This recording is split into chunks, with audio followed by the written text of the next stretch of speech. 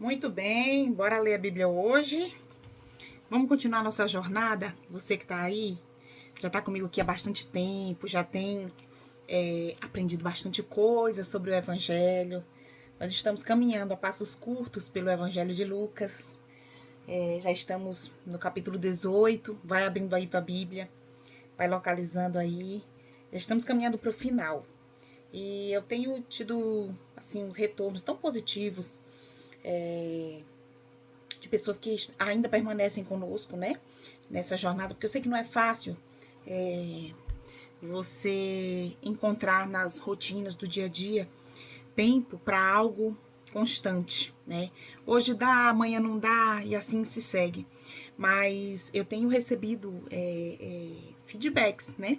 De pessoas que têm nos acompanhado, que têm mantido essa constância. Às vezes num dia não dá, mas no outro volta, vê o vídeo anterior, né? E é uma alegria saber que a palavra de Deus, ela tem se tornado prioridade na sua vida, no seu dia, porque de tudo que você possa priorizar, de tudo de mais importante, é isso aqui, né, que mais importa. Eu sei que parece clichê, eu sei que parece frase feita, mas de fato, gente, a palavra de Deus é o maior tesouro que nós podemos adquirir. E ela está à nossa disposição de graça, né?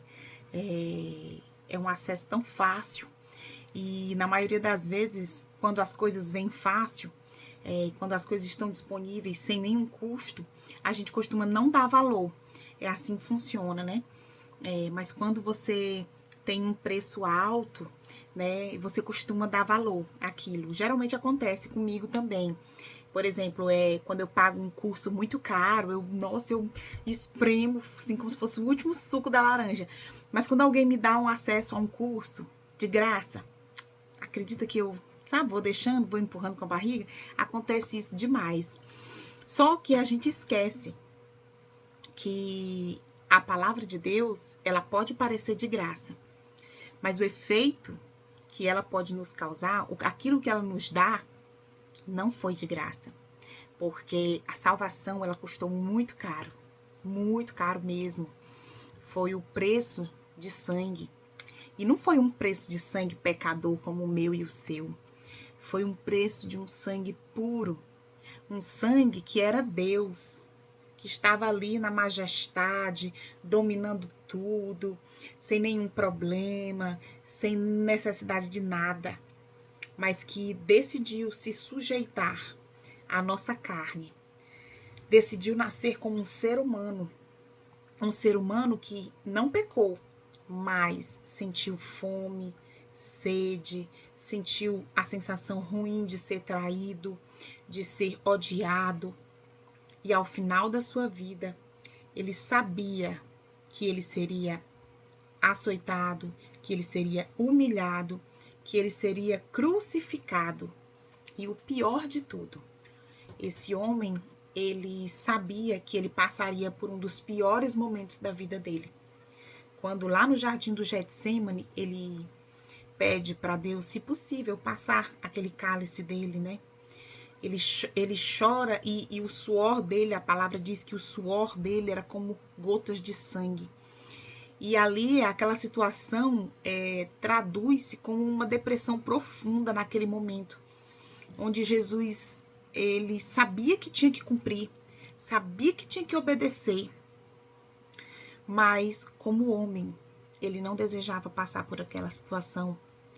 Ah, Francisca, então ele ficou com medo de ser crucificado? Não.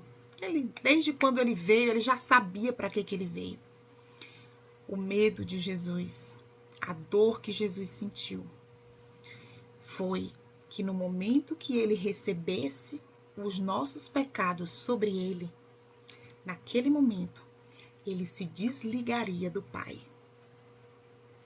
Esse estado que eu e você vivemos durante muitos anos desligados do Pai, Jesus não suportava ter que viver durante ali alguns minutos. No momento em que Jesus foi crucificado, ele teve que trazer sobre si os pecados do mundo inteiro. Foi para isso que ele veio. Ele era a representação daqueles sacrifícios lá do Antigo Testamento, do livro de Levítico, que a gente não entende. A gente se pergunta assim, para que esse mata-mata, tanto animal sendo morto? Jesus é a consumação daqueles sacrifícios. Quando as pessoas levavam um animal para ser sacrificado, eles colocavam a mão sobre a cabeça daquele animal, simbolizando a transferência dos pecados. Francisca, para que esse ritual? Para que esse teatro todo? Para que aquela pessoa pecadora sentisse a tristeza de que uma vida inocente estava sendo sacrificada por conta dos erros dela. Para ver se aquele coração pensaria 2 vezes antes de errar de novo, antes de pecar de novo. E trazendo para os dias de hoje, Jesus foi o nosso Cordeiro perfeito. Todos os anos lá no Antigo Testamento as pessoas tinham que fazer esse sacrifício para renovar a sua aliança com Deus. Aqui no Novo Testamento esse sacrifício ele é perfeito, não precisa ser renovado, ele só foi feito uma vez. Por isso que Jesus é chamado de o Cordeiro de Deus, santo, perfeito, sem mancha, ou seja, sem pecado. E quando ele se entrega ali naquela cruz, ele está pegando o meu e o seu pecado e levando com ele. É para a gente olhar para aquela cruz e sentir vergonha de voltar a ter a vida que nós tínhamos antes. Por isso há mudança de vida. Por isso Jesus nos oferece um novo nascimento. Nascer de novo, ser nova criatura, abandonar o velho eu e viver agora para Cristo. É isso que ele nos oferece. Por isso, esse é um dos melhores tesouros que nós podemos ter. E é muito caro. Vamos aproveitar? Ele está à nossa disposição. O Senhor quer nos entregar esse tesouro. Basta apenas a gente se entregar e colocar ele como prioridade nas nossas vidas. E sobre prioridade, nós vamos falar de um texto pequeno, mas muito profundo hoje. Já abriu? Lucas, capítulo 18. Nós vamos ler apenas o verso 15 ao 17. Nós vamos falar sobre Jesus e as crianças. Que o Senhor nos acompanhe, nos dê sabedoria para mais essa conversa. Amém? Então vamos lá. Evangelho de Lucas, capítulo 18, versículo 15 diz assim: Depois disso, algumas pessoas levaram as suas crianças a Jesus, para que ele as abençoasse. Mas os discípulos viram isso e repreenderam aquelas pessoas. Olha só, na multidão, Jesus já vinha ensinando há muitos dias, cansado, né? A gente não julga os discípulos, né? Acontece às vezes, aqui em casa, por exemplo, o meu esposo chega cansado e as crianças vão, se bem que ele gosta, né? Ele não tem cansaço para os nossos filhos, mas eu vou fazer um exemplo. Ele chega muito cansado e as crianças vão pular em cima dele, vão querer conversar, brincar. Eu digo, gente, afasta um pouco, pai de você está cansado. Eu penso que os discípulos estavam com essa intenção. A intenção deles não foi maldosa, né? Afinal, Jesus já vinha uma viagem longa, já vinha ensinando e a multidão sempre o cercava. Mas as pessoas queriam levar as criancinhas para serem abençoadas. E aí, nos próximos versículos, Jesus vai dizer que não impeçam as crianças e vai usar essas crianças como comparação para dizer quem vai entrar no reino de Deus. Acompanhe comigo o verso 16. Então, Jesus chamou as crianças para perto de si e disse: Deixem que as crianças venham a mim e não proíbam que elas façam isso. Pois o reino de Deus é das pessoas que são como estas crianças. Eu afirmo a vocês que isso é verdade. Quem não recebeu o reino de Deus como uma criança, nunca entrará nele. Olha só, Jesus usa aquelas crianças como referência. E aí ele vai nos dizer que para entrar no reino dele, nós temos que ser como uma criança. E aí você pode se perguntar, como é uma criança? Né? Eu tenho que ser tola, inocente como uma criança? Não, Jesus está falando da pureza de coração de uma criança. É bem verdade que se nós olharmos para as crianças de hoje, nós teremos um padrão um pouco diferente das crianças do tempo de Jesus. Por isso, quando a gente for estudar um texto, a gente precisa entender o que Jesus estava falando para o povo daquela época. Aquilo que ele não disse para o povo daquela época jamais vai ser dito para nós hoje. Então, nós precisamos entender para quem, com quem Jesus estava falando. Que tipo de criança Jesus estava comparando? Jesus estava comparando a pessoa que vai entrar no reino de Deus com uma criança que não tinha celular. Entende? Com uma criança que respeitava seus pais, com uma criança temente. Eu não sei você, mas na época da minha infância, se meus pais estivessem conversando com algum adulto e eu passasse caminhando no meio da conversa, a pisa, quando esse adulto saísse, era garantida. Pisa, taca, não sei como é que você conhece aí, mas é uma solazinha. Era garantida. Nunca, jamais tinha a opção de eu interromper uma conversa dos meus pais, né? Mamãe só olhava assim de canto, eu já sabia. Quando a visita sair, a taca tá garantida. Era assim. Imaginem nos tempos de Jesus. Porque quanto mais antigos tempos, né, existia mais rigidez. E eu sou dessa vibe, viu? De manter o controle sobre as coisas. Porque quem come do meu pirão, apanha do meu cinturão. É mais ou menos assim.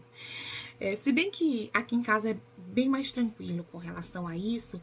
Mas o mundo hoje em dia, a gente vê muitas crianças sendo criadas ao léu, né? Eu não digo nem sendo criada pelos outros, eu digo sendo criadas por telas mesmo, né? As crianças estão hoje num nível muito além da desobediência. Já tá chegando num nível, gente, de cognitivo, de mexer com a estrutura, né, cerebral das crianças, né? Então, tá sendo algo muito, tá fugindo do controle, né? Eu penso que tá fugindo do controle. As crianças de hoje não são o padrão de pureza que Jesus estava falando. Ah, Francisco, você está dizendo que as crianças hoje são indecentes, são impuras, são...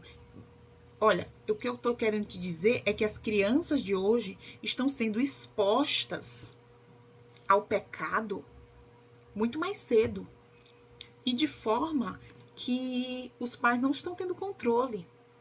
E muitas vezes os pais permitem, e devido à sociedade hoje ser muito normal, muito liberal, acaba sendo algo naturalizado.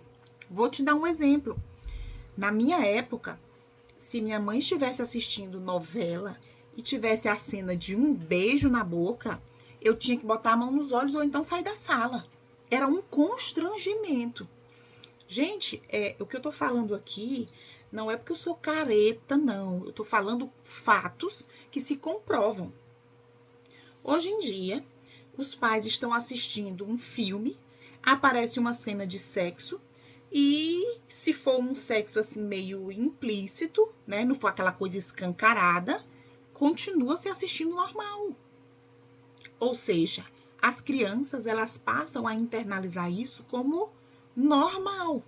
Eu não estou falando que o sexo é anormal, mas a depender da idade da criança, a forma como se é apresentado, e a gente pode até falar sobre isso outro dia aqui, porque é algo muito importante, e eu tenho tido experiências maravilhosas com os meus filhos, apresentando para eles a reprodução sexual, que é algo criado por Deus, e que tem seu tempo para isso, né? Mas da forma como a sociedade, como a mídia, como a internet apresenta para os nossos filhos, é um risco muito grande. E isso vai sendo normalizado. E eu dei só um exemplo, mas existem vários outros. É normalizado você ser o mais esperto, você enganar para conseguir o objetivo final, né? É normalizado você bater, devolver no mesmo, você apanhar, devolver com a mesma força, devolver batendo. É normalizado você desrespeitar o seu professor, porque a sociedade coloca o aluno no pé de igualdade com o professor, ou seja, noções de autoridade, noções de submissão foram completamente colocadas por terra, né? Então, hoje nós vivemos em um nível de que as crianças de hoje não são essa comparação que nós temos aqui, que Jesus está falando. Por isso eu queria fazer essa introdução, né, para você entender que nível, o que Jesus está falando. Né? Então, olhando para aquelas crianças da época de Jesus, como nós devemos ser como aquelas crianças para entrar no reino dos céus? O que aquelas crianças tinham? Né? Eu listei aqui alguns exemplos que podem nos ajudar. Aquelas crianças, elas tinham temor, o temor de Deus, né? Hoje talvez não, mas até pouco tempo atrás, se uma criança estivesse teimando e cair um trovão, um raio, alguma coisa, e fizesse aquele barulho, aí a gente dizia assim, ó, papai do céu tá brigando. Aí as crianças já ficavam, né? Elas temiam, temor, reverência, né? E criam em Deus de forma absoluta. Se você questionasse Deus, não. Deus, embora elas nunca tivessem visto, elas criam. Elas sabiam que existia um Deus. Reverenciavam e respeitavam um Deus. Hoje, a coisa mais comum do mundo é os pré-adolescentes dizerem nas escolas que são ateus. Está cada vez mais frequente e virou até modinha. Nós precisamos ficar atentos a isso.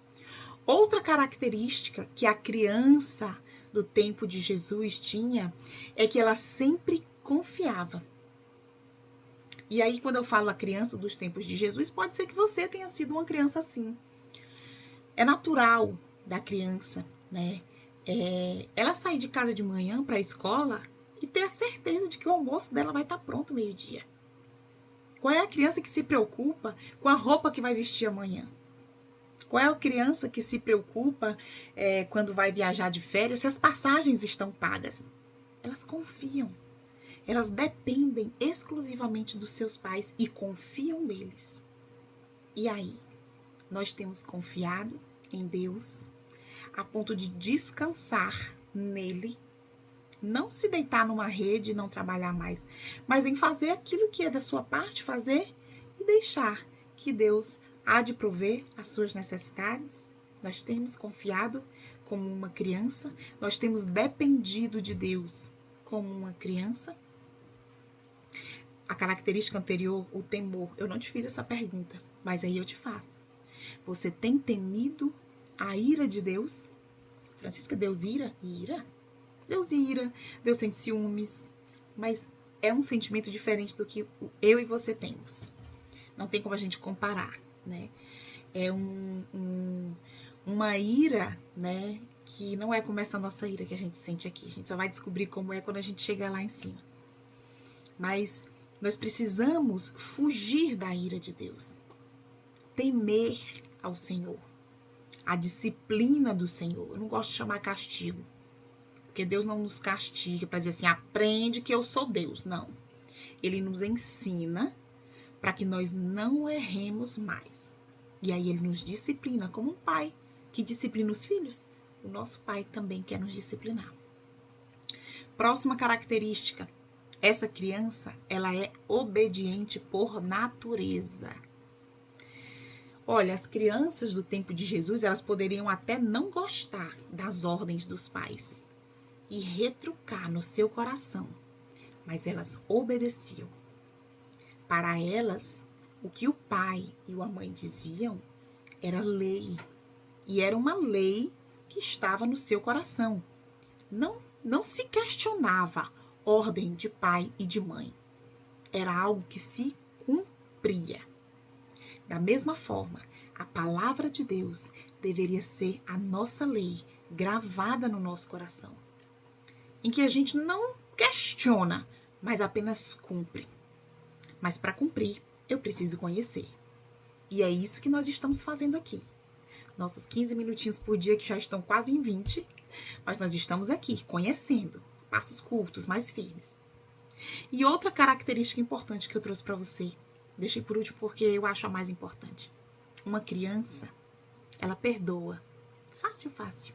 Com toda a facilidade do mundo. Quer fazer um teste?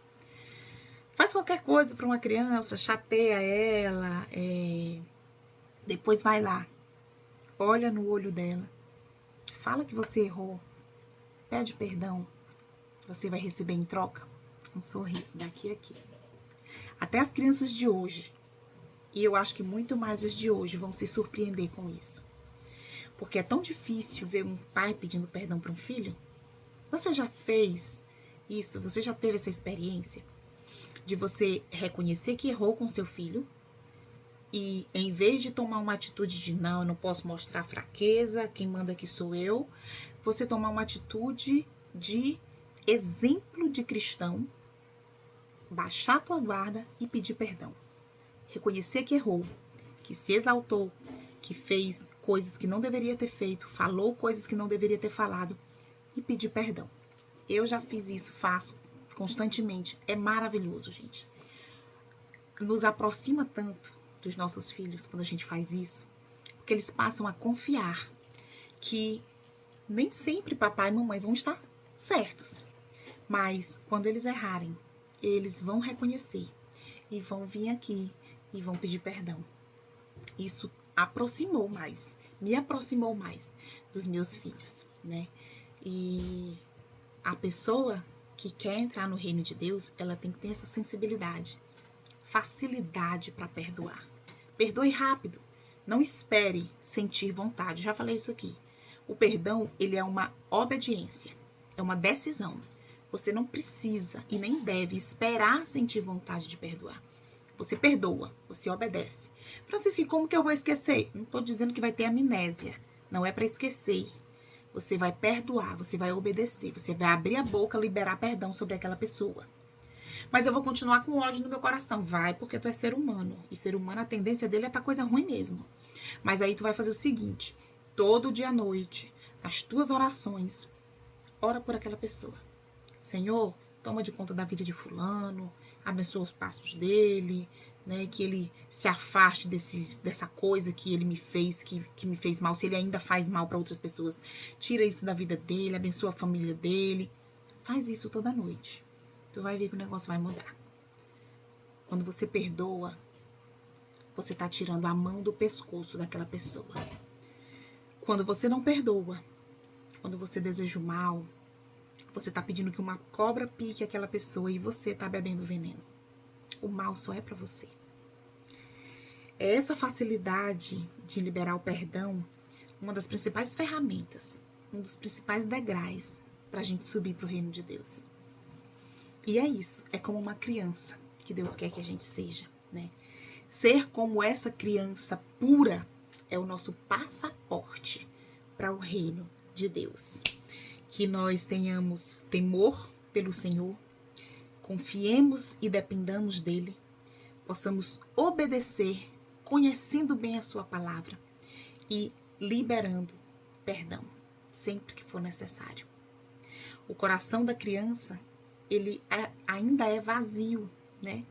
Nós adultos temos tantas coisas para nos preocupar, tantas coisas que vão ocupar o nosso coração e disputar lugar com Deus aqui no nosso coração. Trabalho, contas para pagar, responsabilidades, filhos para criar, problemas do dia a dia, tantas coisas. A criança, ela ainda tem espaço no coração dela. Mas a gente também pode liberar esse espaço. A gente pode fazer uma faxina. A gente pode colocar ele como prioridade. E aí já vamos começar a seguir um dos exemplos aqui que a gente comentou, de depender do Senhor. Quando a gente coloca as coisas de Deus em primeiro lugar, lembra? Coloquem o reino de Deus em primeiro lugar e todas as demais coisas nos serão acrescentadas. Eu oro para que nós possamos internalizar isso, sejamos puras e que a gente possa olhar para Deus com o olhar de uma criança. Fica com Deus e até amanhã, se Deus quiser.